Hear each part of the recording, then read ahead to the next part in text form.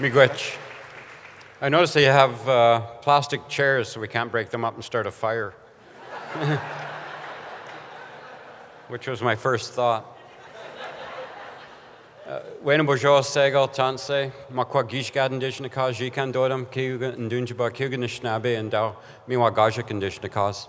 Ambe Majado, Jibwa, Bita Ban, Genege, Gomi Nage, Nage, Goba. Miigwech that Sogobini Kwe, Miwa Manado, Gisis, Manado, Nokmas.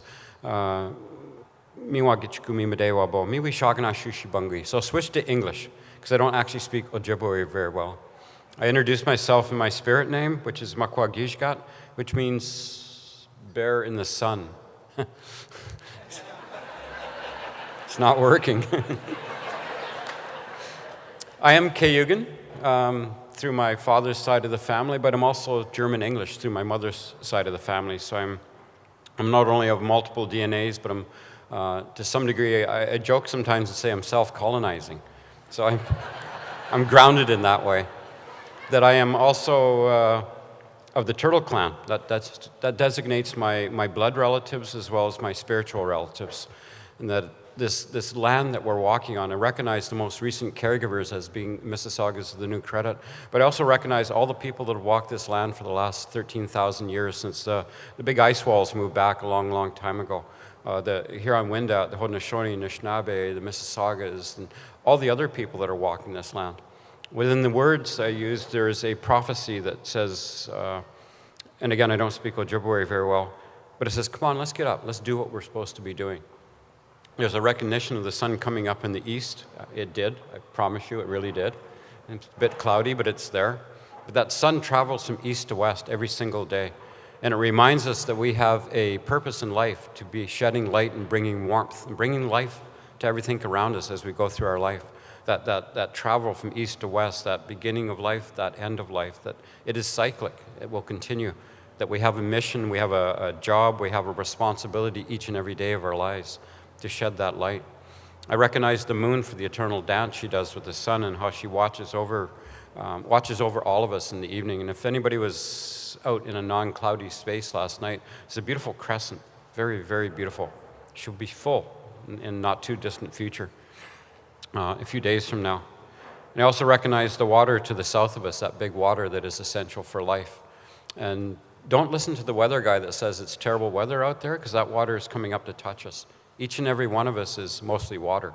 I think we're 70 or 80% water, and I always like to acknowledge this because when that water travels all the way from the lake through the sky world and comes back down and touches us, it's reminding us how essential that is for life, that we must have that all these things must come together for things to work, for us to survive, for us to be here. And those are critical things. When we gather like this, the old style would be to light some sage, light a smudge, have a fire going in the center and listening to the drums.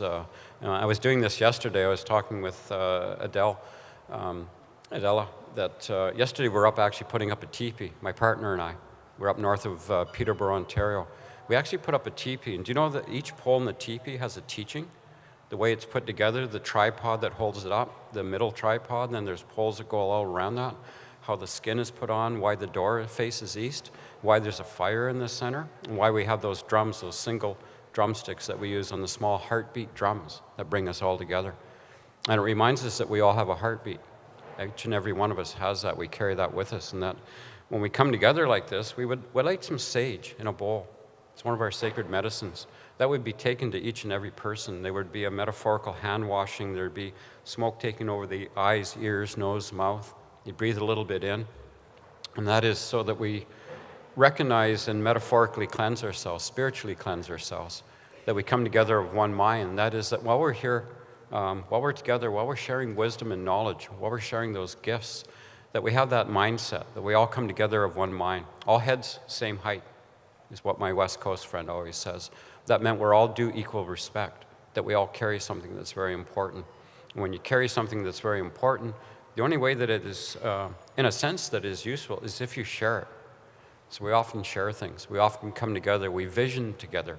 There is a massive opportunity today to vision together. I have a question I like to ask sometimes, and it's really simple when I bring people together like this, and it's, what did you want to be when you were a little kid?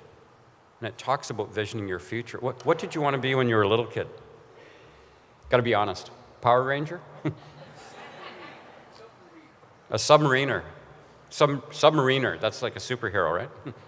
How about you? Farmer? Marine biologist?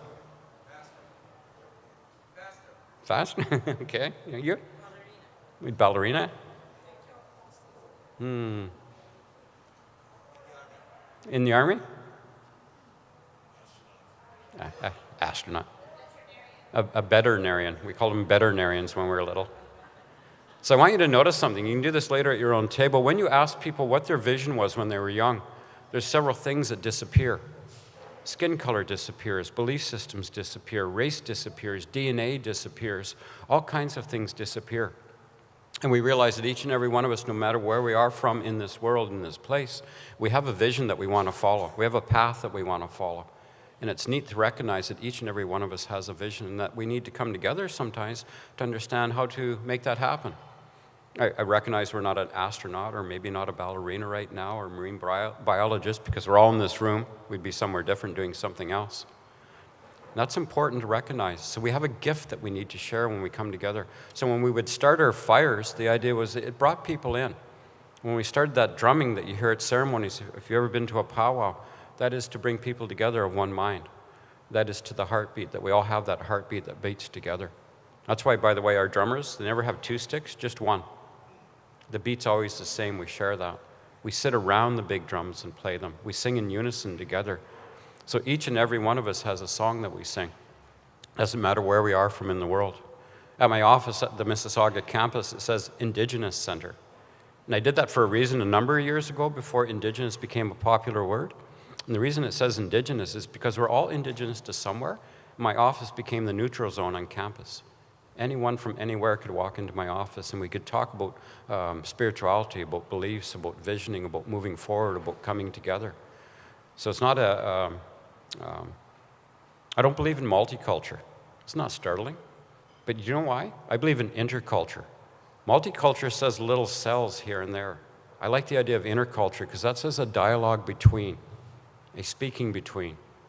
And that when we come together like this, when we're sitting at our tables, if we understand each other's vision, if we have a knowledge of where we're coming from. So I introduced myself by my spirit name, the Makwagishgat, daytime bear or sun bear. My DNA, which is Cayugan, German, English. My clan, which is turtle. All those things come together to say who I am and where I'm from. In that way, I recognize that I'm a visitor on this land. So my hat's off to the ones that are caregivers now for this land because I have a privilege to walk on it. And I need to walk in a good way. I have a responsibility to respect each and every person that's here for how they walk, how they talk, how they pray, how they sing, how they dress, how they carry on relationships, all those things. That each and every person, that needs to be cyclic back to me as well. So that if I'm walking in a good way, those things are also respected for what I do. So we have a gift thing going on today. Each and every one of us carries a bit of knowledge. Each and every one of us has come from somewhere, and I think the word hub is on here somewhere. That idea of how can we bring things together? How can we use that central component to work out from? And that central component is like the fire. So each and every one of you are coming here with a little bit of wood to put on that fire. Make it a little bit warmer, a little bit warmer. And when you have that fire going really nice, people will gather around it. People will gather around it, and anybody that's ever gone camping or sat around a fire or roasted marshmallows, you share. Hopefully it's not about your work that day, but it's about the stars, it's about the woods around you, it's about the animals, it's about the things that are close to you. We share those little gifts that are important in our heart. And always for many people, bringing a community together, helping one another, shedding a little bit of light, bringing life to everyone around you, that fire in the center of the ceremonies that we have represents also that sun that's risen. It says warmth. I keep coming back to that warm word. I don't know why. I still think we should start a fire. This used to be one of the hottest places in Toronto to work. You can interpret that how you will. I think they should start up the kiln again. There is an old saying, some of you may remember, Indian giver. Remember that? Yeah, it's kind of fallen out of favor, most delightfully so. But it meant you gave somebody something, then took it back. The actual basis of that has a cultural teaching. what it meant was if you gave somebody a gift, they were obliged to honor it. If they were not honoring it as a person, as a one who give, you had the right, in fact, you had the responsibility to take that gift back to make sure it was somewhere being honored. So each and every one of us has a responsibility today. When we sit at these tables, when we share, when we speak, when the people who have come from a long ways away to speak here, they bring some wisdom.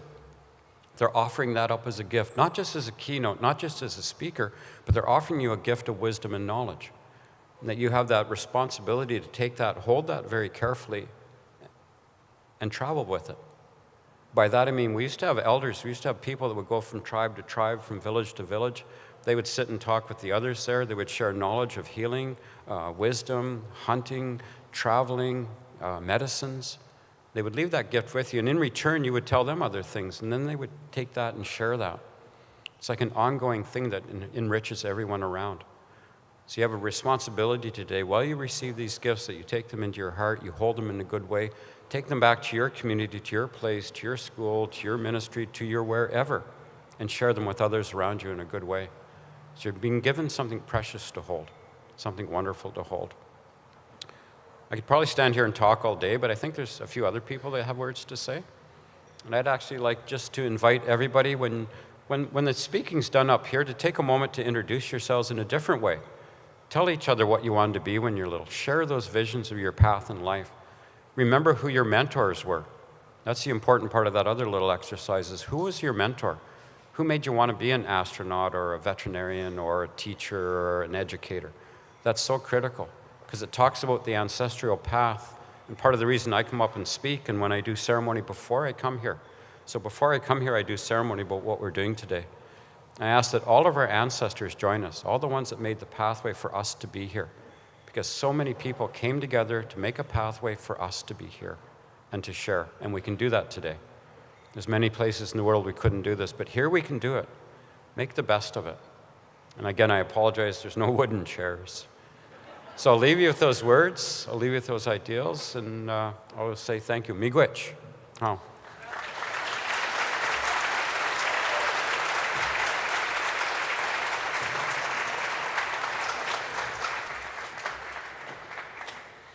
It's actually nice to be up and walking. Little chilly. So good morning, everybody, and welcome. It's so great to see you. My name is Karen Pitre. I am the Special Advisor to the Premier on Community Hubs. And I have to say, after 2 years of phone calls and emails, it's really great to see you all here today. I laugh because it's no longer just call Karen. And I think the Premier mentioned that the ability of getting bounced between ministries meant that actually it became a very convenient place, but I really think we tapped into a real nerve where people wanted to have this conversation. So it's great to hear about bringing people from across different sectors together, because you live it, I hear about it, and it's great to share that experience. I just wanted to say a few thank yous before I start, and I really wanted to start by saying a big thank you to both the Premier and Minister Shirelli. For being here with us today is really great, but more importantly is actually the support that is coming from the top. And I do say that I know the Premier's been involved in this file for a long time as a school trustee, as the Minister of Education, the Minister of Municipal Affairs. And I think that being the Premier means you can actually tell people exactly what you want to happen, and we've been able to move mountains because of that. And it's really an important part of the success of bringing people together here today, is because of leadership both from the Premier and from the Minister to make sure that the other ministries actually see this as a huge priority. So I thank you for that.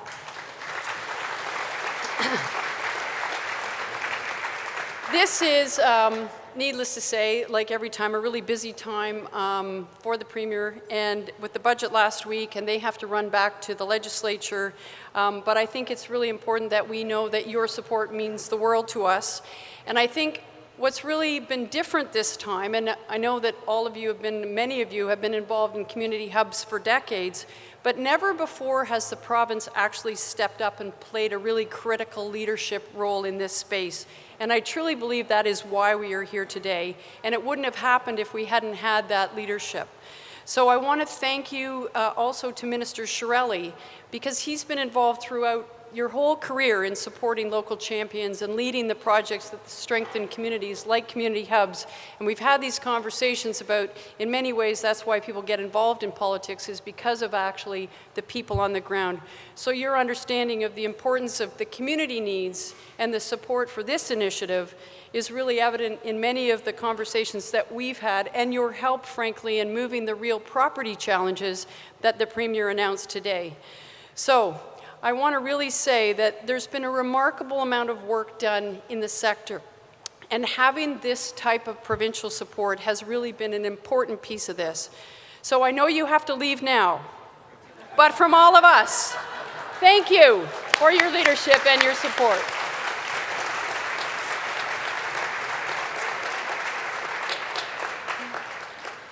So I also think, and as I went through and sort of thought about who really has been an integral part of this, you'll see that in some ways the thank yous that I start with are really the important building blocks of why we've created such an important conversation here today. And I do want to thank the advisory group, and the Premier mentioned them, but they're an interesting group, and I convinced them that they would only have to be really fully engaged for 90 days because we had a mandate from the Premier to put together a strategic framework and action days.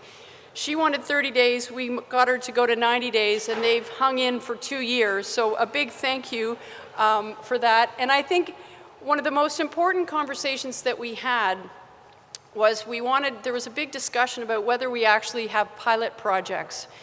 And there was a thought that maybe we should do 5 pilot projects and really demonstrate how you could do things differently. And the advisory group, to a person, said that is a fundamentally flawed premise, because you can solve anything 5 times, but you don't actually ever make the systemic changes that we're talking about.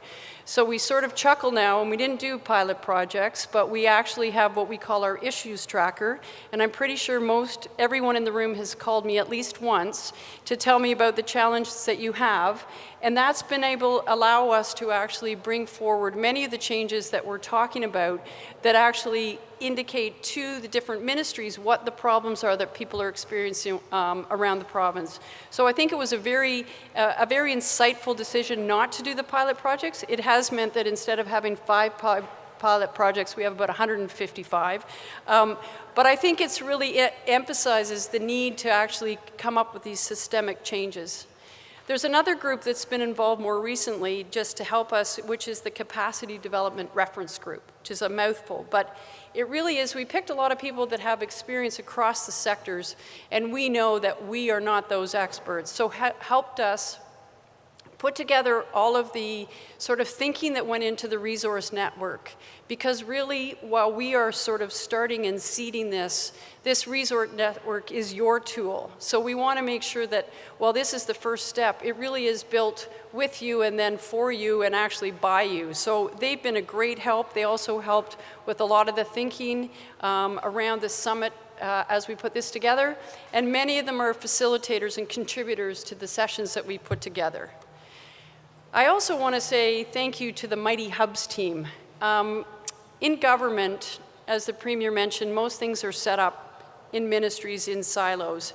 And we have a very small, hugely dedicated team within the government that actually is working across government on all the community hubs initiatives, which is not an easy task. So you can appreciate when the Premier talks about everybody working in their particular silo, the Mighty Hubs team's job is to go out and connect all of those pieces and actually make it work well. And they've done a fabulous job really putting together this summit, with the exception of the heat that is lacking today.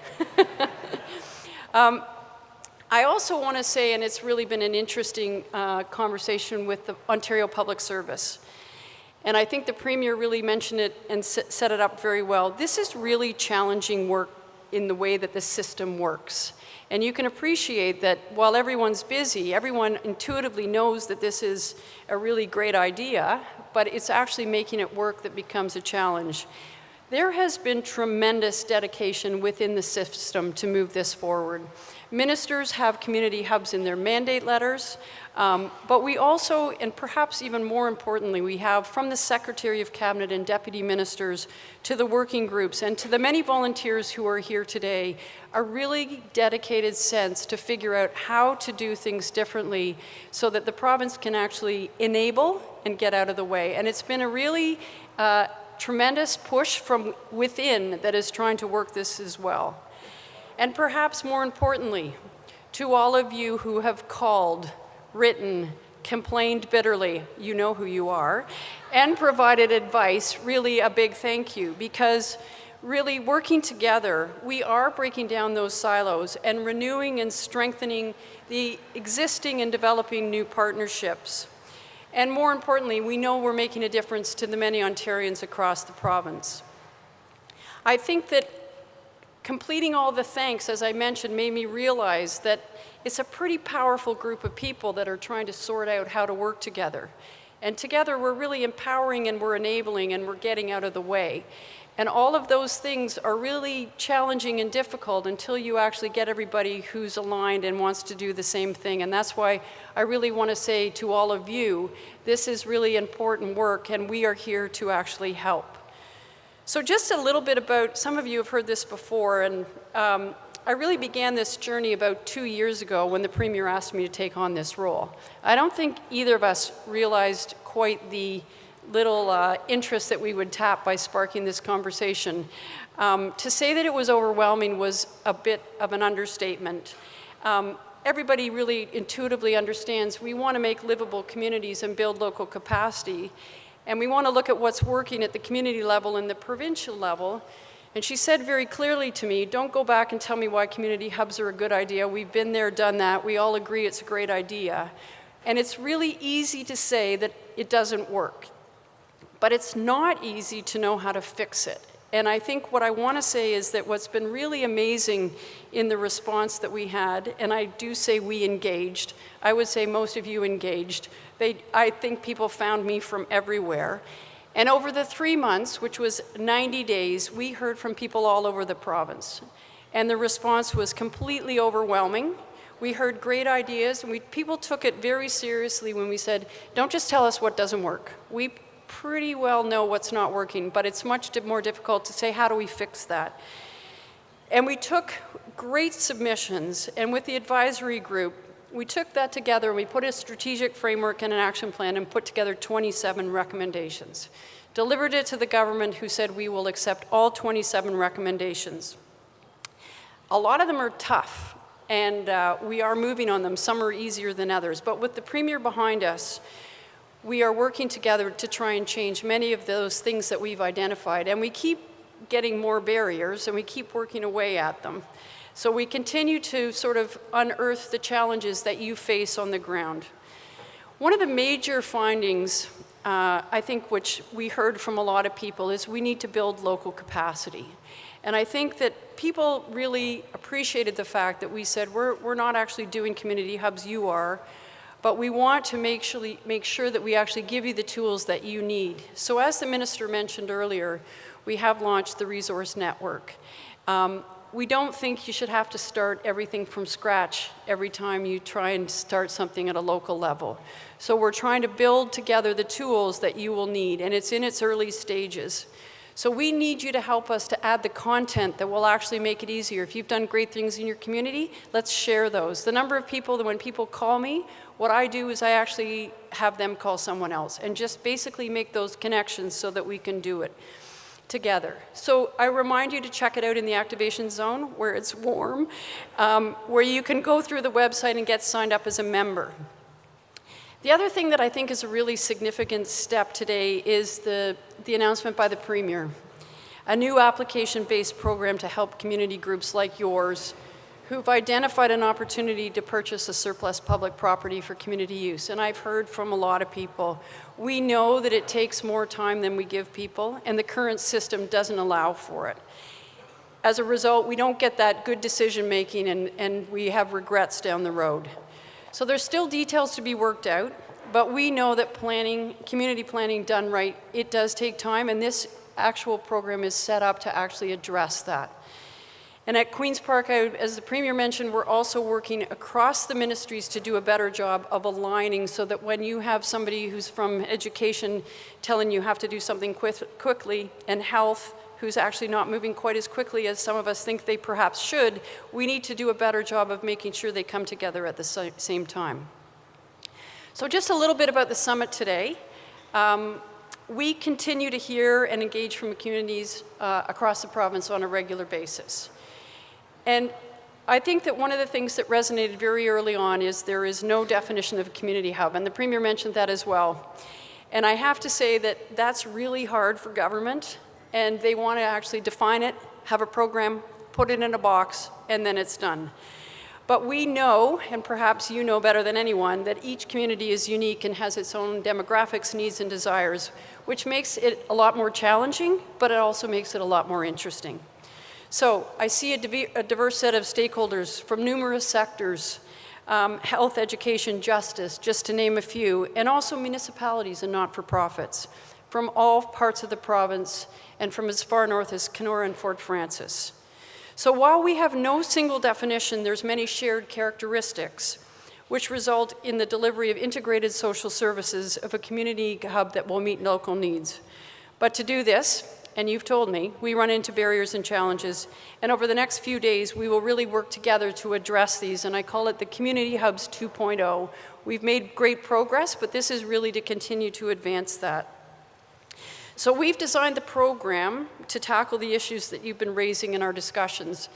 And just to give you a little bit of a flavor, we sent out that little note that said save the date, and we had a survey that people attached to it. We had 350 people email us immediately to tell us what they wanted to see at the summit, which was totally surprising. Then we sent out the registration without any program details, and we were completely full before we'd even published the program.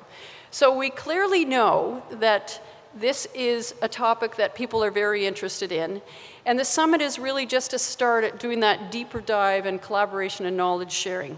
So we're here to listen to great examples. We're here to ask questions, to learn from one another, and to take home some of the good lessons that we've learned to further innovate and build our communities. So the summit agenda is really, there's been a lot of work that's gone into trying to respond to your 350 suggestions. And I think you're going to find it set up to be really a practical, hands-on experience to help move the agenda forward. We have challenged our facilitators and our presenters, and we've said to them, we don't want a PowerPoint. And I have to tell you the amount of anxiety that's created, because everybody who's involved likes to have a PowerPoint and just sit up there and talk to the slides. We've asked, so be patient if people are a little uncomfortable, because we've really challenged this, because we know actually that there's a point of starting a conversation, but the people in the room actually have the good ideas and want to talk about what they think needs to happen. So we've tried to set it up really that the people at the beginning will do a little bit of a, this is what our experience is, they'll be in the room to help, but we've set it up much more as a workshop so that we can hear from you and we can get the other experts in the room to help us. So we have an impressive roster of speakers, workshops, sector conversations, and tours lined up for you. And coming up after our first networking break, which I'm going to get a hot coffee, I feel like I'm starting to shake, we will kick off the workshop part of the summit. And we've set it up actually as an interesting conversation with some key individuals who will share their experiences about the importance of hubs right now. And the session will be moderated by Daniele Zanotti. And I think, again, it's a really interesting, so many people in this space from different perspectives. So it will set the stage, and I know people have said to me they'd like to go to multiple sessions at multiple times, so hopefully we'll have lots of sharings that we can have. And just a few parting words. We need to continue to work together, to fight for what we believe in and for what communities need, and to continue to build this from the bottom up. This is where we see the work of the real local champions like yourselves that have been involved. We're all in this together. We all play different roles. The collaborative work between governments and communities is challenging, but we are here because we believe it's important and that we're stronger together. Ontarians want to live and be part of complete communities, and those include vibrant and successful community hubs. So enjoy the summit.